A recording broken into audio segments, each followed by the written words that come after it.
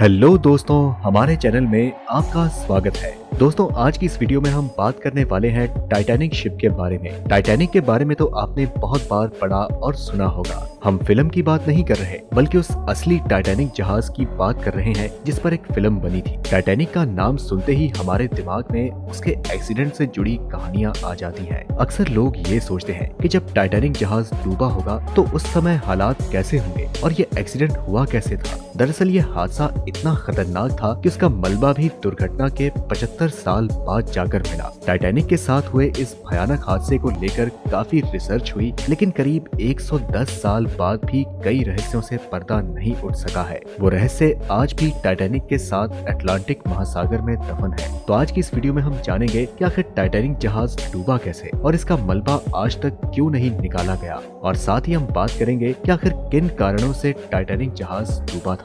तो चलिए शुरू करते हैं। इस कहानी की शुरुआत 31 मार्च 1909 को होती है, जब आयरलैंड के बेलफास्ट में व्हाइट स्टार लाइन ने एक लग्जरी विशालकाय जहाज बनाना शुरू किया। करीब 3000 लोगों ने इस जहाज को अपनी कड़ी मेहनत से मात्र 26 महीनों में पूरी तरह से तैयार कर लिया। जब ये विशालकाय जहाज बनकर तैयार हुआ, तब 1 लाख से भी ज्यादा लोग इसे देखकर हैरान होने लगे। उस समय कभी भी किसी ने नहीं सोचा था कि इतना विशालकाय जहाज भी बन सकता है। इस जहाज की लंबाई 882 फीट 9 इंच और ऊंचाई करीब 175 फीट तक थी। उस समय टाइटैनिक जहाज को बनाने में $7.5 मिलियन खर्च हुए, जिन्हें आज के हिसाब से देखें तो ये कीमत करीब $145 मिलियन तक होगी। जब ये जहाज पूरी तरह से बनकर तैयार हुआ, तब भी इसमें छोटा मोटा डेकोरेशन का काम चलता रहा और अंत में 2 अप्रैल 1912 को ये विशालकाय लग्जरियस जहाज बनकर पूरी तरह तैयार हो चुका था। इसका सफलतापूर्वक परीक्षण करने के बाद 10 अप्रैल 1912 को ये जहाज अपने पहले सफर के लिए रवाना हुआ। इस जहाज को करीब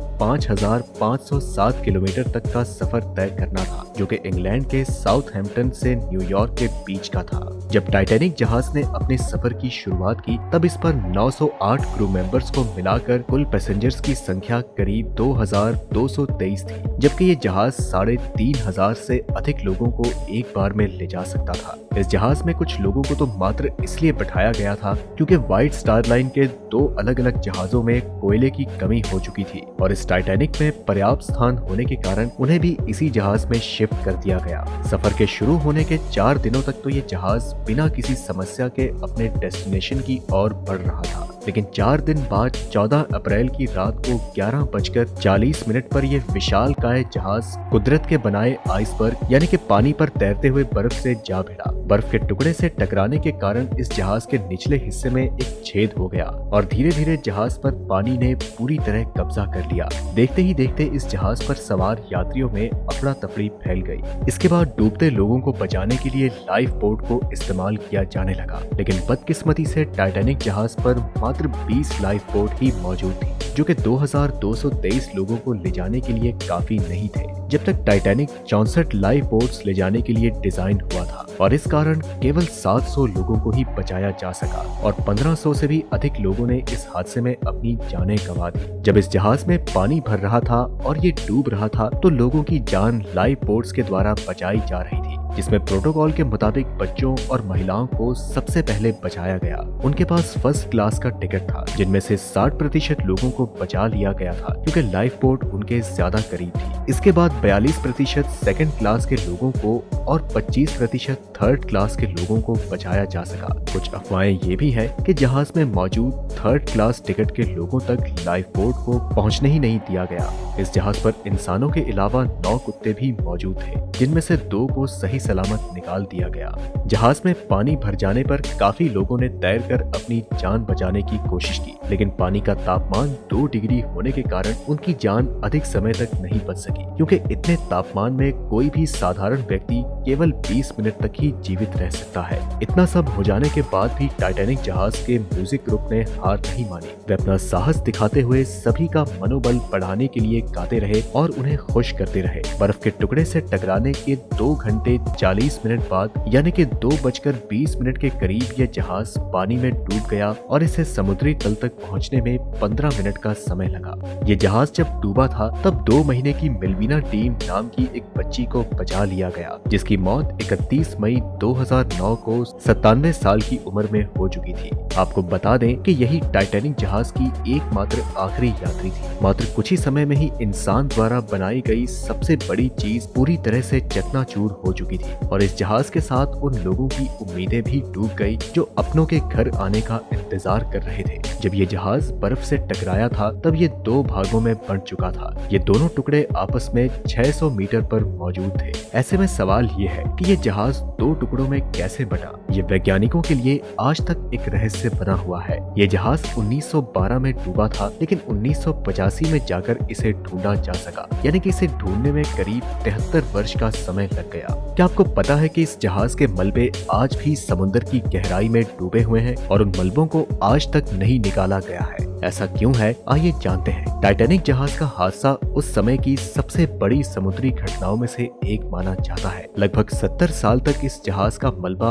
अनछुआ ही समुद्र के अंदर पड़ा रहा। पहली बार साल 1985 में टाइटैनिक के मलबे को खोजकर्ता रॉबर्ट ब्लाड और उनकी टीम ने खोजा था। ये जहाज जहां पर डूबा था वहां काफी अंधेरा है और समुद्र की गहराई में तापमान 1 डिग्री सेल्सियस तक पहुंच जाता है। अब इतनी गहराई में किसी इंसान का जाना और फिर सुरक्षित वापस लौटना बेहद मुश्किल काम है और ऐसे में जहाज का मलबा लाना तो दूर की बात है। और वैसे भी जहाज इतना बड़ा और भारी था कि लगभग 4 किलोमीटर की गहराई में जाकर मलबे को निकालकर बाहर लाना लगभग नामुमकिन है। बताया जाता है कि अब समुद्र में टाइटैनिक के मलबे ज्यादा समय तक नहीं टिक सकेंगे क्योंकि वो बड़ी तेजी से गल रहे हैं। जानकारों की माने तो आने वाले 20 से 30 सालों में टाइटैनिक का मलबा पूरी तरह गल जाएगा और समुद्र के पानी में विलीन हो जाएगा। दरअसल समुद्र में पाए जाने वाले बैक्टीरिया उसके लोहे के बने ढांचे को तेजी से कुतर रहे हैं, जिसकी वजह से उसमें जंग लग रहा है। बीबीसी की एक रिपोर्ट के मुताबिक जंग पैदा करने वाले ये बैक्टीरिया हर रोज लगभग 180 किलो मलबा खा जाते हैं और यही कारण है कि वैज्ञानिक मानते हैं कि अब टाइटैनिक की उम्र ज्यादा नहीं बची है।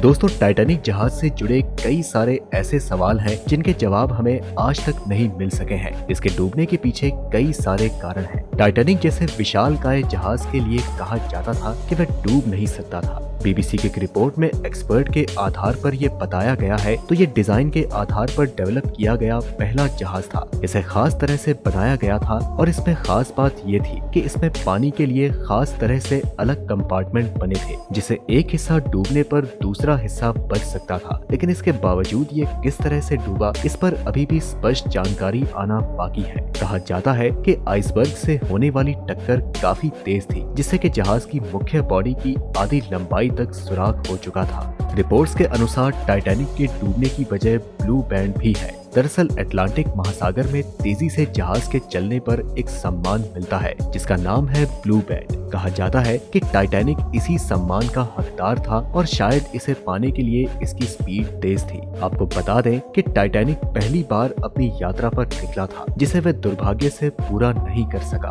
और ऐसे में सवाल ये है कि क्या इसी के लिए स्पीड तेज की गई थी? कैप्टन स्मिथ के इस जहाज को तेज रफ्तार से चलाने के पीछे के कारणों पर कई तरह के सवाल उठाए गए हैं। कुछ लोग कहते हैं कि वह अटलांटिक को जल्द से जल्द क्रॉस करना चाहते थे, इसलिए उन्होंने स्पीड तेज की थी। वहीं कुछ रिपोर्ट्स में सामने आया है कि उन्होंने स्पीड इसलिए तेज की ताकि कोयला जल्द से जल्द खत्म किया जाए। टाइटैनिक जैसे बड़े जहाज में सुरक्षा को लेकर काफी कमियां थी। आपको बता दें कि टाइटैनिक काफी विशाल था और इस एक्सीडेंट में करीब 1500 लोग मारे गए। ऐसे में अभी तक उनकी मौत और उनके लिए की गई सुरक्षा व्यवस्था पर सवाल उठते रहते हैं और उस दौरान लाइफ बोट कम होने जैसी चीजों और मौत के कारणों पर कई सवाल अभी भी बाकी हैं। टाइटैनिक के 2 टुकड़े होने को लेकर भी कई तरह के सवाल उठते हैं कि आखिर ये किस कारण से हुआ।